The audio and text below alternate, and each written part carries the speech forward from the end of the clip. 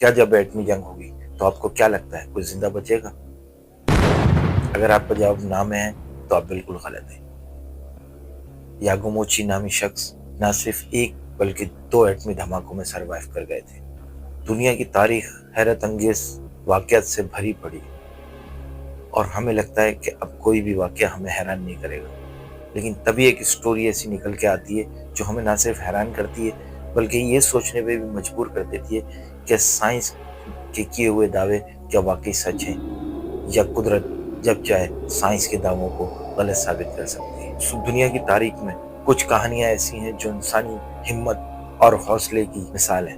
तोमो यागुची दुनिया की तारीख के ऐसे शख्स जो न सिर्फ एक बल्कि 2 एटमी बम धमाकों में भी जिंदा बच गए। तो 6 अगस्त 1945 जापान के शहर हिरोशिमा में आसमान बिल्कुल साफ था। लोग अपने रोजमर्रा के मामूल के काम कर रहे थे क्योंकि दूसरी जंग अजीम यानी वर्ल्ड वॉर 2 चल रही थी और वो अपने आखिरी दिनों में मई 1945 जर्मनी हथियार डाल चुका था और सिर्फ जापान ही था जो लड़ रहा था।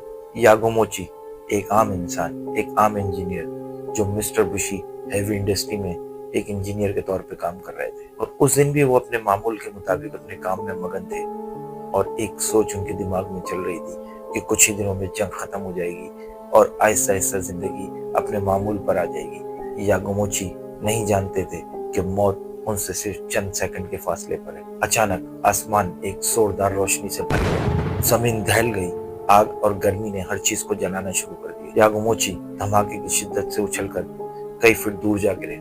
एटम बम उनकी खड़े होने की जगह से सिर्फ 3 किलोमीटर के फासले पर फटा। उनका चेहरा और बाजू जले, कान के पर्दों को शदीद नुकसान पहुंचा। दर्द ऐसा कि लोग मरने की तमन्ना करें, और जीने की चाहत ने उनको हिम्मत दी और वो अपनी तमाम ताकत को जमा करके रेंगते हुए एक आरजी पनाहगाह में पहुंचे। उन्होंने रात गुजारी दर्द के साथ, तकलीफ के साथ, लाशों के साथ, आग के और चीखों के साथ। वो एक ऐसी रात थी जो खत्म होने का नाम ही नहीं ले रही थी, कयामत की रात। मौत से भी ज्यादा दर्द, जलन और तकलीफ के बावजूद यागुमोची 2 दिन का सफर करके जापान के दूसरे शहर नागासाकी पहुंचे।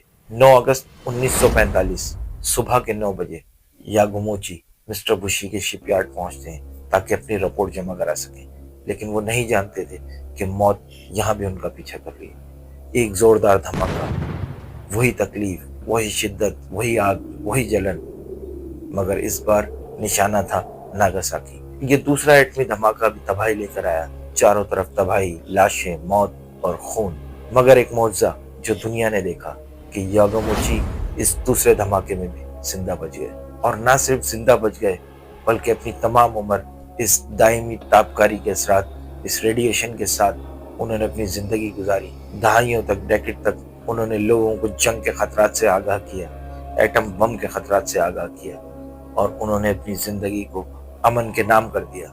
जनवरी 2010 में यागुमोची 93 साल की उम्र में इस दुनिया से इंतकाल कर। तो उनकी जिंदगी हमें एहसास दिलाती है कि इंसानियत का हौसला और जीने की आस कभी खत्म नहीं होती। हमें उनकी बच जाने की इस कहानी से न सिर्फ सबक सीखना चाहिए बल्कि उनके दिए हुए पैगाम को भी याद रखना चाहिए जो उन्होंने अमन के लिए दिया, और जो उन्होंने जंग के बारे में बताया कि जंग सिर्फ तकलीफ देती है। ये कहानी हमें सिखाती है कि खौफ और तबाही के बावजूद भी जिंदगी हमारी रूह को मजबूत कर सकती है अगर हमें खुद पर भरोसा हो और जीने की चाह। सो मामलात कैसे भी, जंग उनका हल बिल्कुल भी नहीं है, और खास करके एटमी हथियार, ये सिर्फ दुनिया की तबाही।